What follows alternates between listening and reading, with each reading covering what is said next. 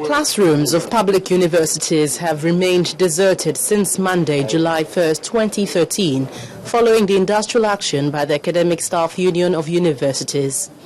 Disturbed by the lingering situation, the Senate considered a motion on the crisis. This is one strike too many, and the entire education sector is grinding to a halt. The Senate is further disturbed that after 4 months, the negotiations have not yielded any positive result. The federal government also wrote a letter to ASU in January 2012, that is after the suspension of the strike, resetting commitment to make available 100 billion and 400 billion on an annual basis thereafter. This letter also referred to as Memorandum of Understanding remains a subject of dispute between the two parties. We must accept there was an agreement.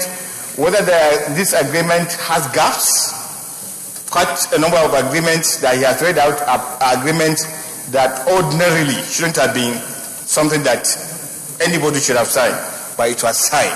Now, it is a moral duty for all of us to know that once an agreement is reached and signatures are appended, then that agreement becomes binding. A former lecturer who is now a federal lawmaker blamed the government and union for mismanaging the situation.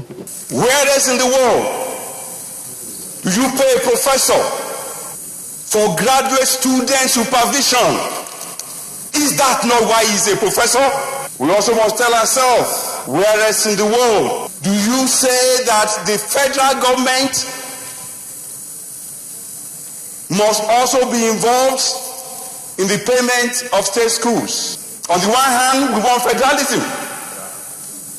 On the other hand, we want the federal government to be the golden goose that lays every egg. The position is obvious now. We can now see the consequences of their action. And I think if they extend it beyond this, then they'll begin to lose public sympathy. I would personally beg them, if that is the word that they think, will help them to get back to work. There is no winner, there is no loser in this exercise. The Senate mandated its Committee on Education to continue its involvement in the negotiations for the resolution of the crisis.